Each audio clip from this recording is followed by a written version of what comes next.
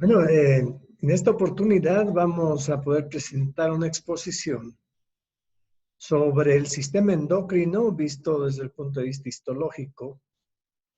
Y este es un capítulo de altísima importancia debido a que, junto con el sistema nervioso que integra todo el organismo, el sistema endocrino igualmente hace interactuar a todos los componentes del organismo humano. Por eso es importante y porque además también da lugar a que se puedan producir alteraciones que derivan en enfermedades o disfunciones que se manifiestan en afectación a la salud. Por eso es importante poder referirnos a este componente de la histología que es el sistema endocrino. En general, se considera que el sistema endocrino es algo que se encuentra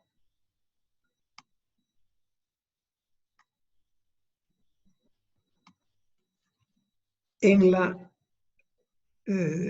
economía humana, como se dice, y reiterando, integrando todos los componentes del organismo y haciendo que interactúen y sean influidos por este sistema. Por eso es importante comprender algunos aspectos generales. Hay que tener conceptos necesarios, básicos, que permiten interpretar lo que es el sistema endocrino.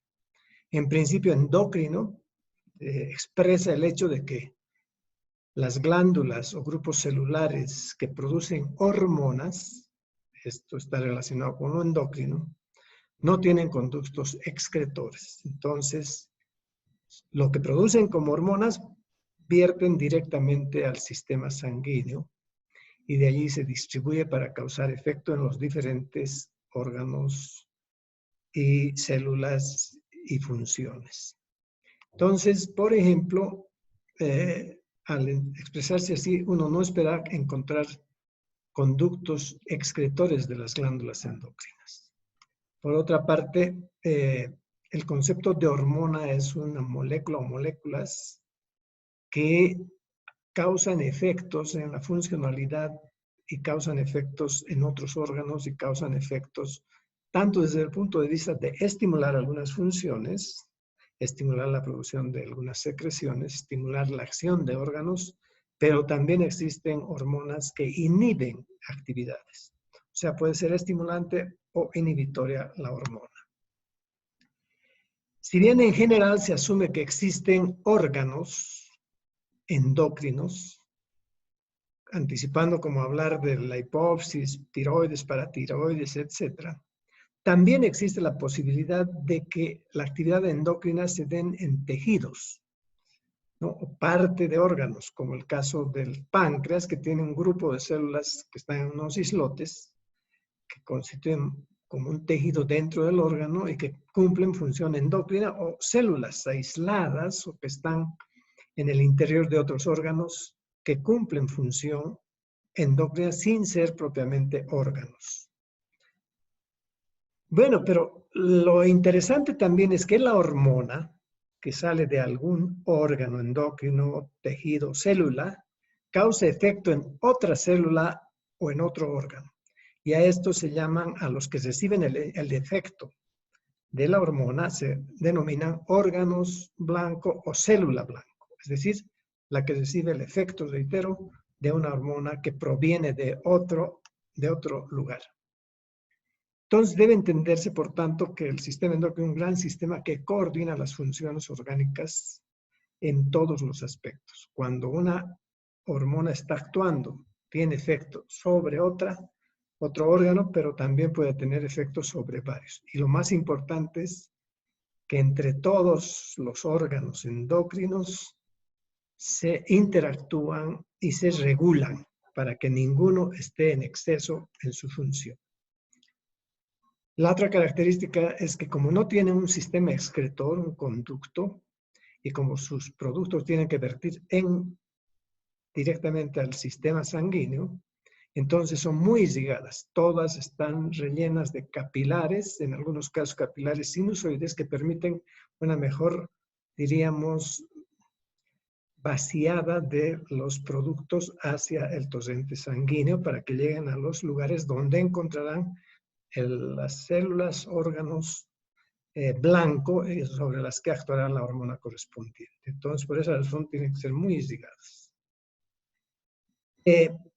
Como propiamente órganos están la hipófisis, la pineal, la glándula tiroides, la paratiroides, páncreas endocrino, suprarrenales, ovarios. Los ovarios también, si bien producen óvulos, tienen un componente funcional en algunos de sus tejidos, como endocrinos, lo que pasa también en los testículos.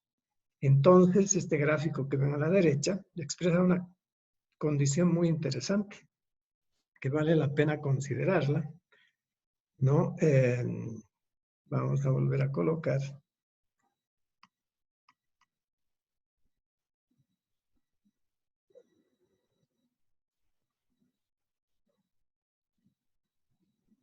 Este gráfico, reitero, es muy interesante porque nos permite ver la interacción que existe hormonal endocrina.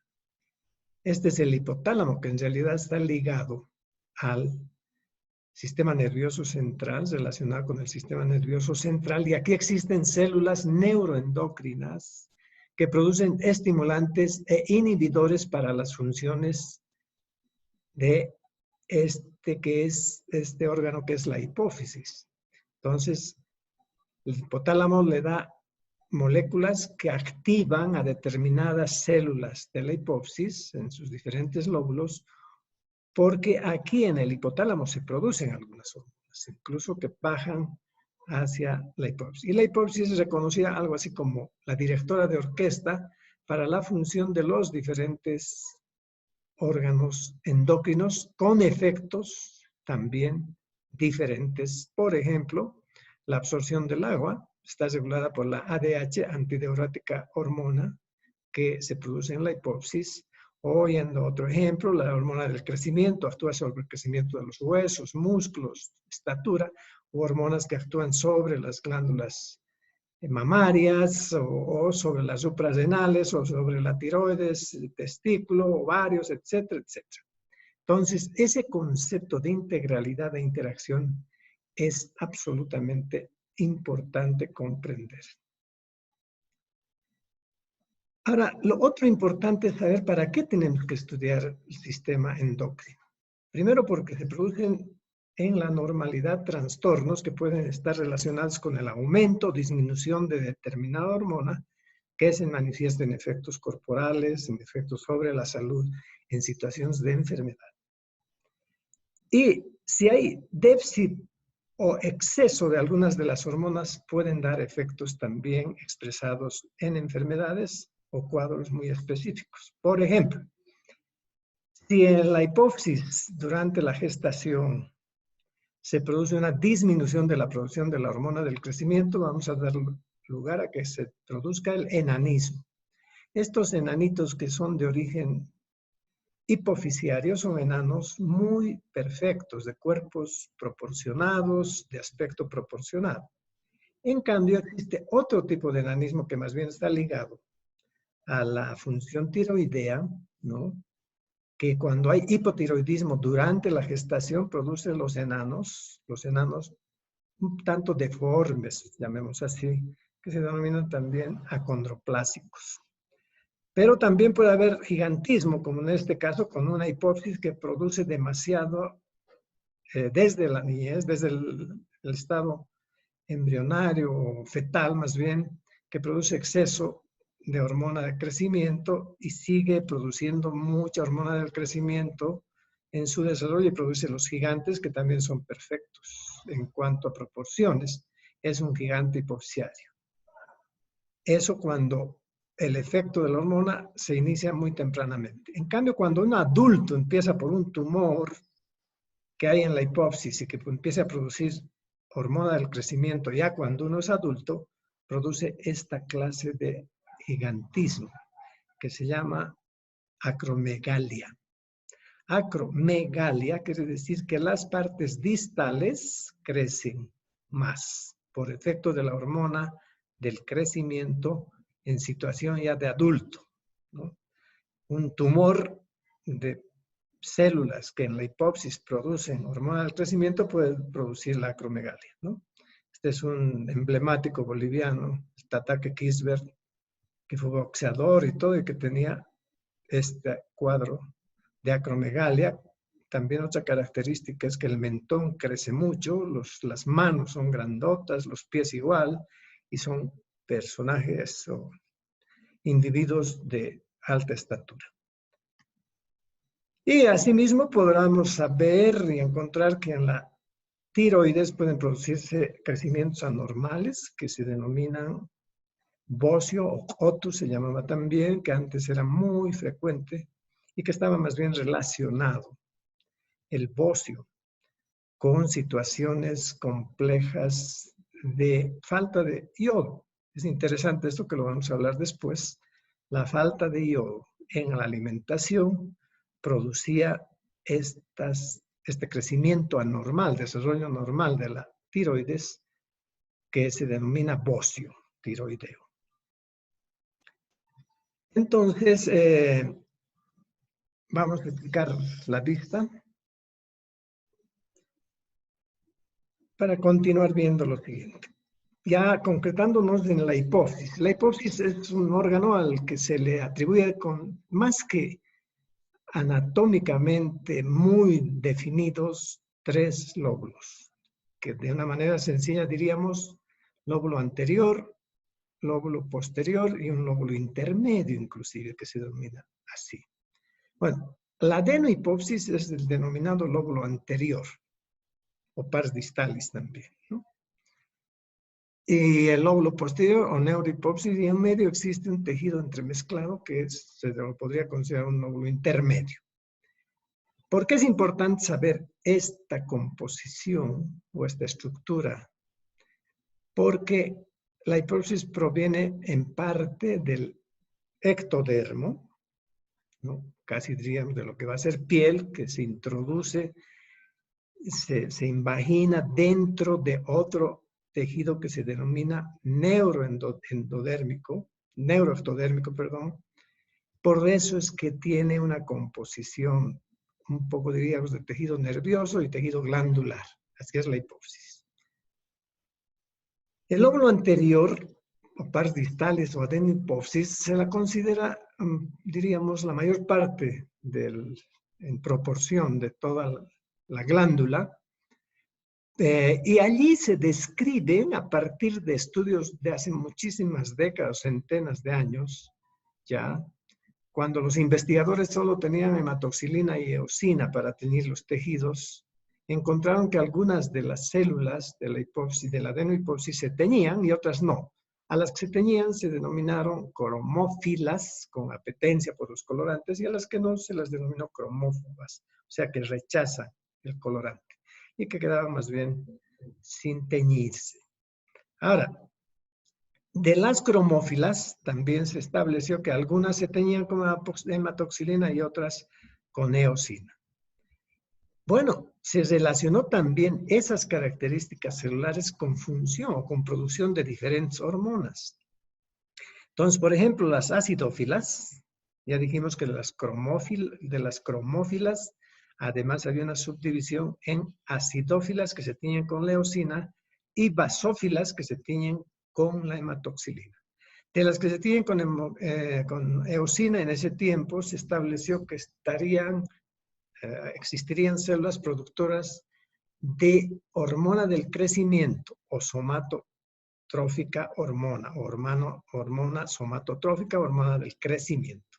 Otra acidófila produciría la hormona denominada prolactina o lactotrófica, que es la que hace funcionar a la glándula mamaria para que produzca leche en su momento. Y entre las basófilas se identificaban células que tendrían relación con la producción de la hormona tiroidea, o hormona estimulante de la tiroides, ¿no? basófila. Otra basófila productora de las hormonas denominadas gonadotróficas, es decir, que las que actúan sobre los órganos sexuales del hombre en su caso y de la mujer en su caso. Para producir estas gonadotróficas, producían estímulo para producir la hormona folículo estimulante en la mujer, la luteotrófica en la mujer, o la luteinizante y la hormona de las células intersticiales en el testículo, que producen más bien hormonas masculinas como la testosterona, ¿no? Entonces, vean, las gonadotróficas actúan en la mujer sobre el ovario y en el varón sobre el testículo. Finalmente, las basófilas corticotróficas, productoras de la adenocorticotrofina, es decir, la hormona que actúa sobre la corteza adrenal. Esto también debe entenderse, sin embargo, que en la actualidad, esto que era una observación de los antiguos investigadores, ahora ya se ha precisado en el diagnóstico con técnicas inmunohistoquímicas, es decir, se pueden utilizar colorantes muy especiales y específicos que nos pueden precisar qué hormona se produce en cuál célula. Una técnica que permite visualizar específicamente a las células que producen determinada hormona. Así es como ahora se hace el diagnóstico, por ejemplo, en casos de explorar un tumor, las características de un tumor. Bueno, así el lóbulo posterior entonces,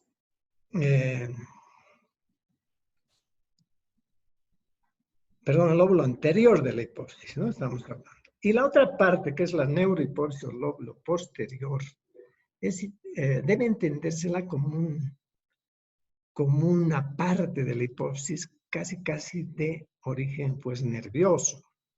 Allí se describen los pituicitos, que son células propias, neuroendocrinas, y fibras nerviosas que provienen de las células secretorias del hipotálamo. ¿Qué nos está diciendo esto? Que muchas de las hormonas o las hormonas que se localizan en el lóbulo posterior en realidad provienen del hipotálamo y que por esta vía hipotálamo-hipofisiaria, a través de sus fibras nerviosas amielínicas, llegan hasta la hipófisis y allí dejan las hormonas producidas en el hipotálamo, diríamos como para que se distribuyan desde la neurohipófisis. Entonces, el pituicito resulta en realidad una variedad de glía fibrosa, porque está junto a las fibras nerviosas, glía fibrosa. Como ven ustedes, esto es de características más bien neurológicas.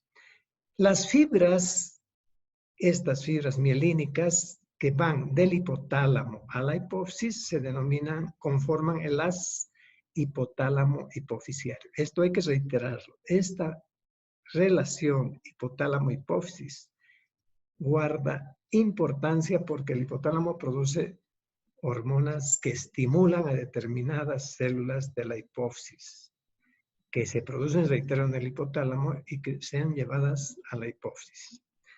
Por eso es importante. Entonces, allí en la neurohipófisis hay células neurosecretoras, pero que están no en la neurohipófisis propiamente, reitero, están depositadas, pero su origen es en los núcleos supraóptico y paraventricular del hipotálamo.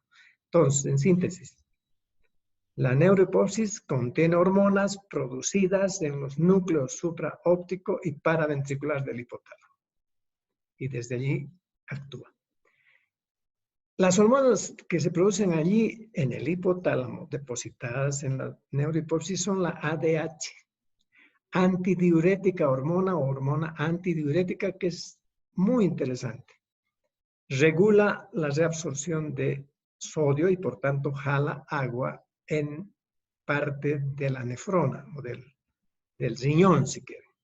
Y esta ADH es también, reitero, muy interesante porque, diríamos, en el último tramo de la reabsorción actúa para graficar y ojalá ayude a recordar. Esta hormona ADH antidiurética, hormona antidiurética, se inhibe cuando uno consume alcohol, ¿no? Si uno bebe en cantidad, esta hormona se disminuye.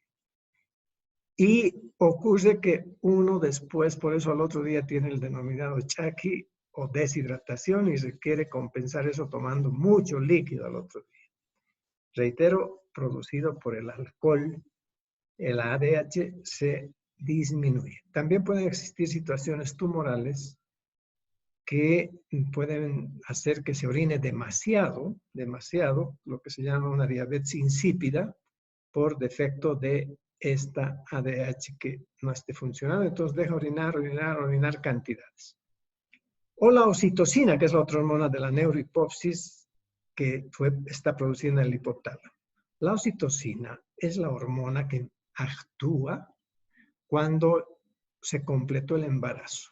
Se activa para producir el parto, oxitocina. Entonces genera la contracción del útero y también con efectos sobre la glándula mamaria para que empiece a producir naturalmente su producto que es la leche. Entonces la oxitocina producida en el hipotálamo, depositada en la neurohipófisis, produce el parto. Y la parte intermedia, a esto me refería como que si hubiera un lóbulo intermedio que tiene poco del componente nervioso y poco del componente glandular, es muy desarrollada en algunos animales y van a ver por qué, ¿no? En muchos animales está altamente desarrollada porque hay animales que pueden cambiar de color, ¿no? Sabemos que muchos de ellos, para adecuarse al medio y como sistema de protección, cambian de color. El camaleón es el que se supone que todos conocemos de referencia, cuando menos, que cambia de color. Entonces, en esos animales está muy desarrollado porque...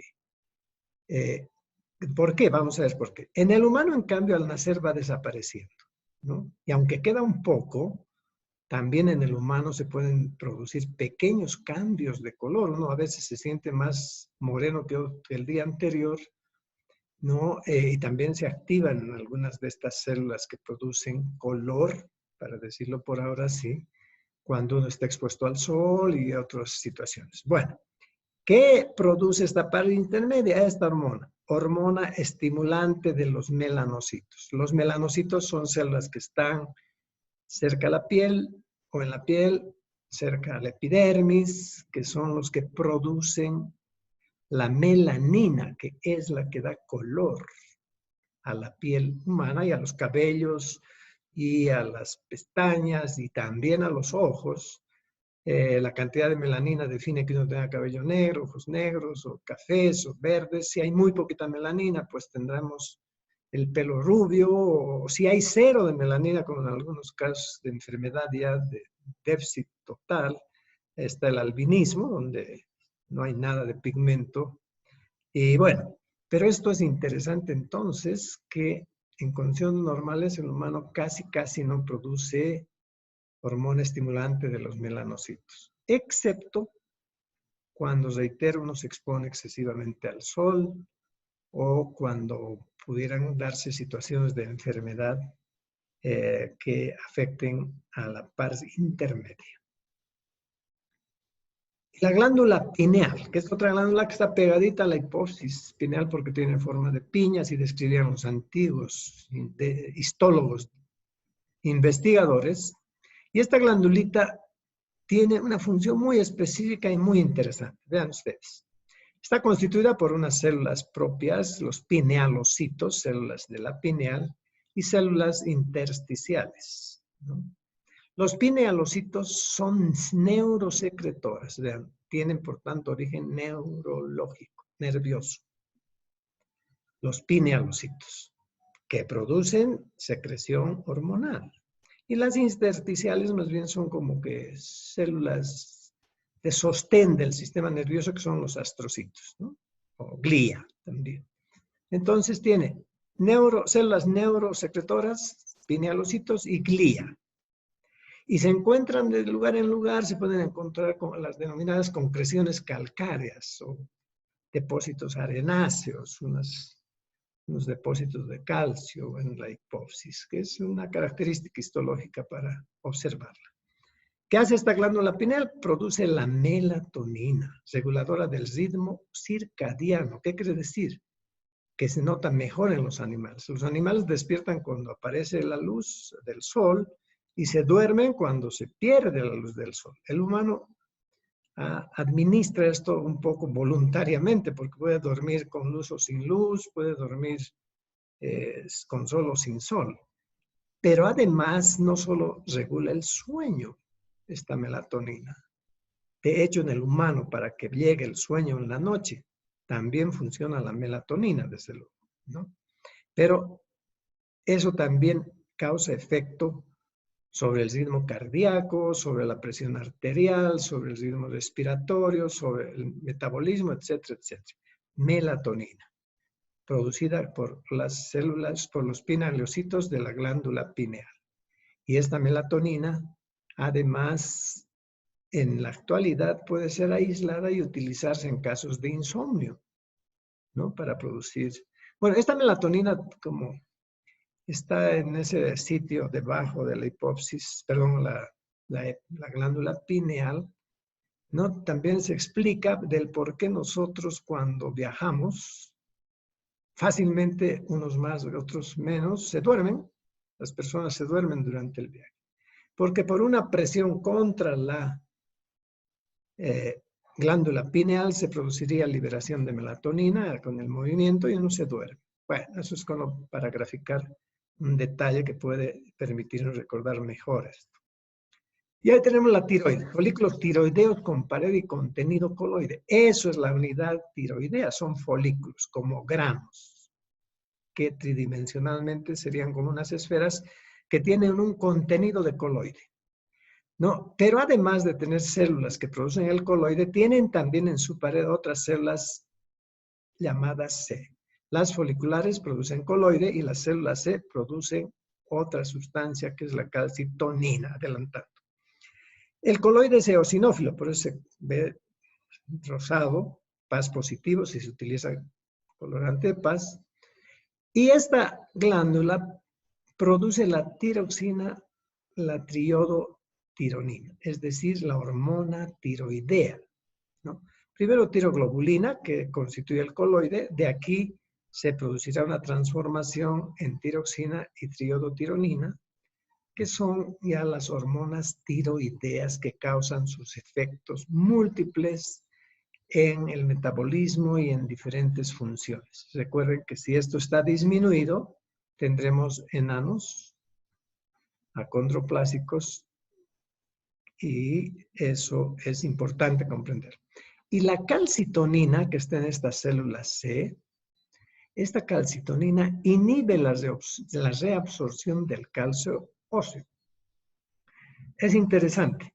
La hormona paratiroidea, que mejor la vemos luego, para entender mejor. La paratiroides es un organito, en realidad son como granos, como pequeñas uvitas que están detrás de la tiroides, ¿no? Muy poco identificables. Por eso a veces durante una cirugía de tiroides el cirujano se lleva algunas paratiroides y a veces, si no es muy experto, el cirujano puede llevarse casi todas las paratiroides, glándulas paratiroides, granitos, como granitos que están detrás de la tiroides propiamente, por eso se llaman paratiroides, al lado de la tiroides. Puede uno en la cirugía quitar estas paratiroides y entonces hay manifestaciones después de una falla de ese tipo de hipoparatiroidismo. Hipoparatiroidismo, ¿no? Que tiene la característica que luego la vemos. ¿Cómo está constituida histológicamente la paratiroides? Tiene células principales activas y células en reposo. Las activas están produciendo las sustancias propias endocrinas de la paratiroides, ¿no? Que también se llaman células oxífilas, pero células oxífilas, y las principales, las oxífilas son las que estarían en reposo, y las principales las que producen paratohormona, o hormona paratohormona de la paratiroides. La paratohormona mantiene concentración de calcio en el plasma y tejidos, porque se requiere un nivel de calcio permanente y estable en el torrente sanguíneo, porque el calcio cumple funciones sobre todo con la musculatura en la contracción-relajación. Entonces necesitamos tener normalmente una cantidad de calcio que permita ser utilizada por los músculos. Cuando esto falla, por ejemplo, si las paratiroides han sido retiradas en la cirugía, entonces ya no hay calcio, ya no hay hormona que esté sacando calcio de los huesos para llevar a la función de los músculos y pueden haber contracturas severas, puede haber espasmo, o sea, contracción sostenida de los músculos y eso generar la necesidad de sustituir el calcio, ¿no? De hecho, esto es importante porque si bien la paratormona mantiene la contracción normal de calcio, sacando de los huesos calcio para mantener niveles normales en plasma, no. La otra, la calcitonina que hablábamos que estaba en la tiroides, esta calcitonina que estaba en las células C, esa calcitonina más bien actúa al revés de la paratormona, es decir, fijando el calcio, como que la calcitonina se utiliza en la osteoporosis. La osteoporosis es una enfermedad por la que se va perdiendo calcio en los huesos, ¿no? Y entonces se utiliza la calcitonina para fijar. Tiene que, por tanto, haber un equilibrio entre la paratormona y la calcitonina para que el nivel de calcio en el plasma sea constante y estable para la utilización en otros tejidos o órganos. Si hubiera hiperparatiroidismo, que puede haber por efecto de un tumor de las paratiroides, se pierde hueso porque excesivamente se sacaría calcio del hueso, se absorbe el hueso. En cambio, el hipoparatiroidismo puede producir más bien calambres y tetanía, es decir, el hipoparatiroidismo, o sea, disminución de calcio en el torrente sanguíneo puede producir calambres y tetanía. Y vamos con la suprarrenal, que es otra glándula. La suprarrenal es una glándula que se la describe con una parte cortical y una médula neurosecretora. La corteza suprarrenal está influida o dirigida por la adenocorticotrofina, por la hormona adenocorticotropa o adenocorticotrofina de la hipófisis, del lóbulo anterior. Tiene una zona glomerular que produce aldosterona, una fascicular de reserva que puede producir aldosterona cuando se necesita producir cortisol, es decir, un poco, como diríamos, se acomoda a las necesidades y demanda. La zona reticular que produce cortisol. El cortisol o cortisona es una de las sustancias que actúan en la alerta, en la respuesta a la agresión en el organismo, ¿no? El cortisol se suelta cuando uno está de miedo, cuando uno está de emociones grandes, bueno, sobre todo en esa situación.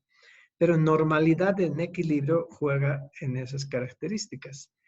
Lo interesante es que la cortisona se vio que tenía efectos altamente antiinflamatorios, potentes efectos antiinflamatorios. Y entonces la extrajo, se la sintetizó, se la modificó y ahora existe toda una gama de corticoides, más bien, de sustancias corticoides que son utilizadas en diversas enfermedades. Recuerden ustedes que en la actualidad uno de los mejores medicamentos para contrarrestar los problemas respiratorios principalmente y otros efectos de inflamación traídos por el coronavirus, están siendo exitosamente tratados esos periodos de la evolución de la virosis esta, del COVID-19, están siendo tratados con dexametasona. La dexametasona es una variedad de cortisol, pero el origen está en la corteza suprarrenal, en la zona reticular. No, y también hay pequeñas cantidades de andrógenos y estrógenos, ¿no?, que merecen un tratamiento especial en otro capítulo.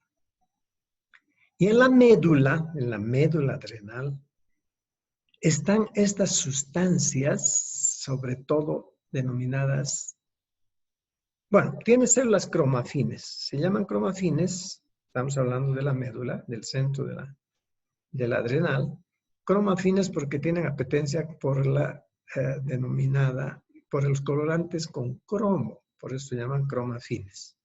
Es desde antes también los investigadores utilizando colorantes de cromo identificaron unas células que desde entonces las llamaron cromafines. Y otras células ganglionares, que en realidad también son casi, diríamos, como glía. O sea, esta parte medular del adrenal tiene características también neurosecretoras, neuroendocrinas, ¿no? Y allí se produce la famosa adrenalina y noradrenalina, que son sustancias que se liberan ante el estrés. Tanto la alegría, el miedo, la rabia, son las denominadas catecolaminas junto con otras más que producen esos efectos de taquicardia, de aumentar la respiración, de angustiarse, etcétera, etcétera. Esta es la médula, ¿no? De la médula adrenal, reitero, que produce adrenalina y noradrenalina. Ahora bien, bajo este concepto, es interesante poder, ahora sí, observar un poco más histológicamente, diríamos ya teniendo el concepto teórico y de interacción de las diferentes glándulas endócrinas, tejidos endocrinos o células endocrinas, nuevamente entender que hay una interacción entre unos y otros, que la glándula, que el componente más bien hipotalámico es donde produce las primeras hormonas inhibidoras, unas y otras estimulantes que actúan sobre la hipófisis para que la hipófisis pueda desarrollar sus funciones que tienen efectos sobre otras glándulas, sobre la adrenal, sobre la tiroides, sobre el testículo, sobre los ovarios, bien sobre todo el ciclo menstrual en la mujer, sobre la mama, sobre el crecimiento, el desarrollo, etcétera, etcétera, todo lo que habíamos mencionado. ¿Qué es lo interesante? Que esto también lo reiteramos. Como aquí se produce en el hipotálamo hormonas, estas deben llegar por algún mecanismo. Entonces, las células del hipotálamo, del núcleo supraóptico y paraventricular, ¿no?, que están aquí, producen, hemos dicho, vasopresina y oxitoxina. La vasopresina es la antidiurética hormona también, ¿no? Hemos dicho eso. Entonces hay un sistema vascular denominado porta, donde llega una vena, se capilariza. Esta capilarización ayuda a que se produzca el envío de las hormonas producidas en el hipotálamo. Luego se organiza para en vénulas y en arteriolas también, que van a llevar ya en capilarizándose ampliamente, van a soltar las hormonas de cada uno de los segmentos de la hipófisis. Es importante entender que tiene un sistema de circulación porta, que quiere decir, viene como arteriola, como vénula, y se capilariza y vuelve a salir como arteriola, que es un mecanismo que el organismo ha encontrado para tener una mejor distribución de las sustancias que están en el torrente sanguíneo. Esta es la característica histológica ya, si queremos pensar, hablar en histológicamente pensado. Esta es la forma en que se manifiesta, se observa contención universal de hematoxilina y eosina.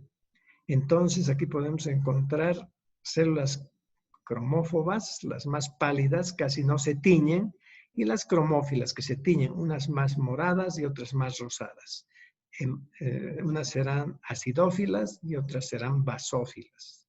Y ahí reitero que esta es una descripción de la histología tradicional que ahora ya ha sido superada con técnicas de inmunohistoquimia que permiten identificar con precisión qué hormona está en cuál célula y hacer diagnósticos de mayor precisión. Sin embargo, se arrastra estos conceptos maravillosos de los investigadores antiguos, ¿no? Y esto es interesante comprenderlo en esa dimensión. Aquí una fotografía electrónica que permite ver células de la adenohipófisis. Vamos a ampliar un poquito esto porque es interesante. ¿No? Vean ustedes cómo estas células, que aquí están esquematizadas, tienen gránulos. Estos gránulos que tienen estas células de la adenohipófisis son gránulos de secreción. Son gránulos que ha producido la célula para constituir sus hormonas. Estos gránulos son precisamente identificados con exactitud si son productoras de alguna de las diferentes hormonas que produce la hipófisis. Podría decirse con técnica histoquímica, esto produce la hormona del crecimiento. Aquí se produce la lactotrófica, o aquí se produce la estimulante de las células intersticiales. En fin, eso es bueno comprenderlo para saber que estas células que están en las glándulas endocrinas son células muy activas que producen hormonas permanentemente. Entonces, su sistema de organoides, en su sistema de organoides hay un retículo endoplasma rugoso muy bien desarrollado, un aparato de Golgi que ayuda con preparar la secreción, y también existe naturalmente abundante mitocondria, ya que para esa actividad celular se requiere de energía y quien da la energía es la mitocondria. Son características generales de las células endócrinas. Y aquí podemos ver una parte de la pars nerviosa, ¿no? O hemos llamado, ¿no es cierto?, porción posterior o lóbulo posterior o neurohipófisis. Vean, aquí en la neurohipófisis hay estas fibras y estas células neuroendocrinas. Parte de estas fibras son las que provienen del hipotálamo. Y estas células son más bien glía. Porque recuerden que en la neurohipófisis no se secretan células. No hay secreción, perdón, no se secretan hormonas. Las células no son secretoras. La secreción viene del hipotálamo a depositarse aquí. Eso también es importante. Es una muestra, una diapositiva de un corte histológico sobre la pars nerviosa de la hipófisis. Otra vez reitero que tiene una característica de tejido nervioso. También hay estas estructuras, ¿no?, que se denominan cuerpos de Herrings, que son como depósitos de degeneración celular sin trascendencia funcional. Y aquí la glándula tiroides, que está por delante del cuello, a los lados de la tráquea, que tiene sus lóbulos derecho, izquierdo y una pirámide central, todo eso que ustedes saben por anatomía. Si uno hace cortes, va a encontrarse con esto, ¿no? Tridimensionalmente, cada uno de estos son como granos, ¿no es cierto? Folículos se llama cada uno de estos, folículos tiroideos, ¿no? Estos folículos tiroideos tienen una pared, ¿no?, o continente y un contenido. El contenido es tiroglobulina. Ya vamos a ver cómo se organiza esto, ¿no? Y las células son células foliculares, ¿no? Células foliculares. Y aquí que se habla de una célula parafolicular, son las células C que habíamos señalado en la primera parte, que son las que producen calcitonina. Entonces, en el corte es así como se ve. Acidófilo, el coloide, una pared de células que hacen a la glándula tiroides. Que la paratiroides tiene célula principal y célula oxífila, ¿no? Y vasos sanguíneos, siempre vasos sanguíneos, muchos vasos sanguíneos, ¿no? Este es el esquema de la estructura histológica de la paratiroides. Unas células que están produciendo paratormona y otras que están en reposo, podríamos decir. Otra muestra, vean cómo están tan pegaditas la paratiroides con la tiroides. Por eso es que a veces en la cirugía, al sacar tiroides, un bocio, pueden llevarse el cirujano la paratiroides más y producirnos un cuadro de insuficiencia por déficit de calcio en el torrente sanguíneo. Y esa es la manifestación: calambres, contractura, opistótonos, en fin. Bueno, esta es una fotografía entonces que nos muestra tiroides con tinción hematoxilina eosina, ¿no? Para mostrarnos la pared celular, la pared más bien del folículo, el coloide, y algunas de estas serán las células intersticiales, células C más bien, células C, que son productoras de calcitonina. Y esta parte ya corresponde a la paratiroides, ¿no? Donde están las células que hemos descrito anteriormente.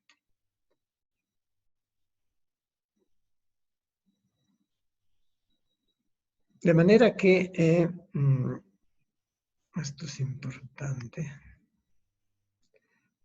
Reducimos otra vez para pasar a la siguiente diapositiva, que es ya una microscopía electrónica de una célula folicular tiroidea, que limita al coloide, ¿no? Donde se ven también gránulos de secreción, un sistema de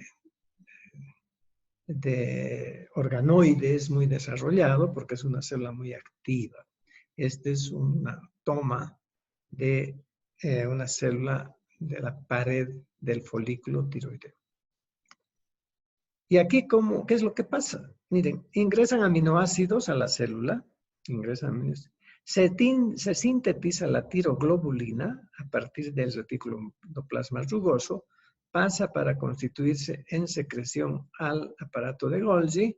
Aquí se vuelven los gránulos ya de tiroglobulina, y esta tiroglobulina es reservada como tiroglobulina en el coloide. Para que se produzca toda esa actividad, ahí están las mitocondrias que producen la energía. Lo importante es saber que esta tiroglobulina iodada en coloide debe tener yodo. Ya les anticipaba yo que el COTU o la hipertrofia de la glándula tiroides, que también se denomina bocio, es un resultado de que en la dieta, sobre todo en la sal común, la que comemos todos los días, no tiene yodo. Cuando hay pérdida de yodo, se produce el bocio. Hace muchos años en Bolivia había demasiado bocio, sobre todo en la región de Tarija, y se pudo hacer el estudio y establecer que la sal que se consumía en todo el país, particularmente en el sur, era sal sin yodo. Actualmente hay una norma que establece que la sal de consumo humano debe tener un agregado de yodo. Entonces, nosotros comemos sal iodada y eso permite que no haya bocio, que no haya hipotiroidismo, porque si no hay tiroglobulina iodada, esa tiroglobulina no va a poder convertirse en hormona tiroidea. Y además, como no hay yodo, va a crecer como queriendo agarrar yodo y va a ser bocio. Ya en la parte cuando ya se va a eliminar o producir, secretar hormona, aquí lo que se hizo es producir tiroglobulina para guardar en el coloide, ¿no? Como coloide.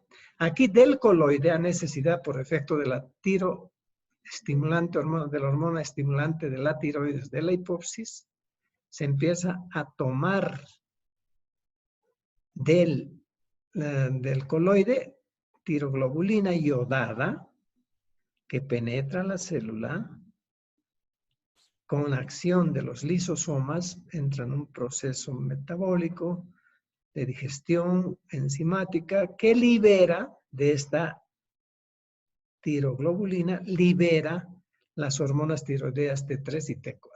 Estas hormonas tiroideas salen de la célula y entran al torrente sanguíneo como ya una sustancia que va a tener un efecto hormonal. del tiroides o de la tiroides. Esto es interesante.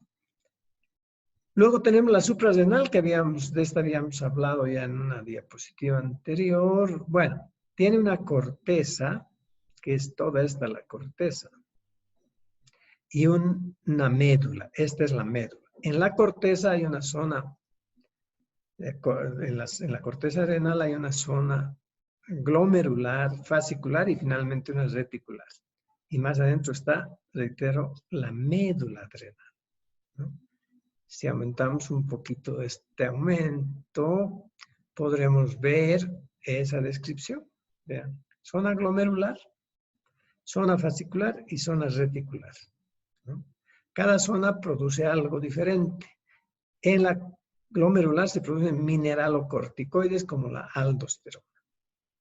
En la zona reticular, glucocorticoides como la cortisona, y como hormonas sexuales de efecto secundario, tanto masculino y femenino. Pero es interesante reiterar que los glucocorticoides que se producen en la zona reticular, en la zona fascicular, ¿no? Pero también un poco a veces puede estar en la zona reticular. En la fascicular se produce cortisona y de esa cortisona, reiterando, se ha derivado en el uso externo ya como medicamento de lo que en conjunto se llama cortisona o corticoide mejor, ¿no? Que se parece más bien a la cortisona, corticoide. Más abajo se produce en la región ya medular, se produce adrenalina en estas células que ya hemos descrito ampliamente más antes. Y todas ellas, de todas estas glándulas, siempre llenas de irrigación sanguínea, ¿no?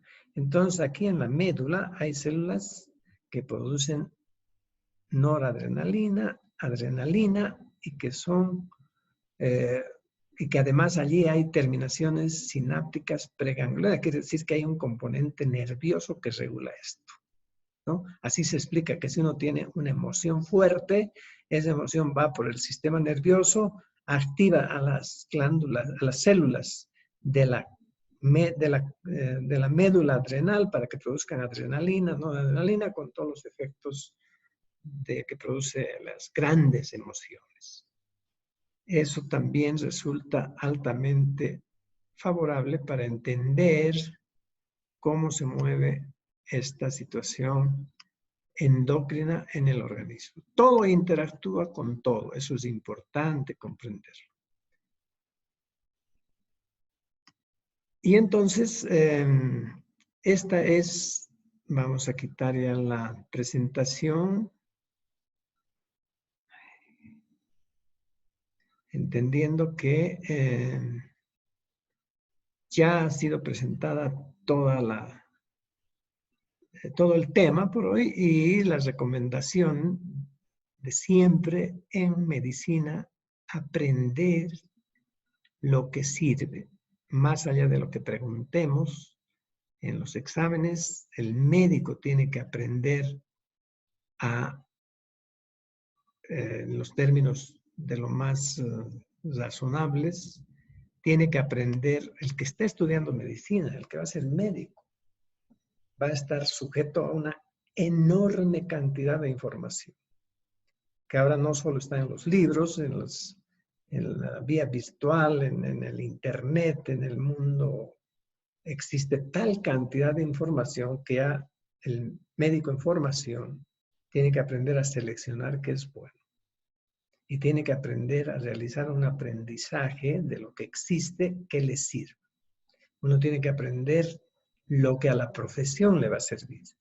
Si bien la academia y los profesores demandamos mayor cantidad de conocimiento, el arte del buen médico está en saber seleccionar qué le sirve. Y además darle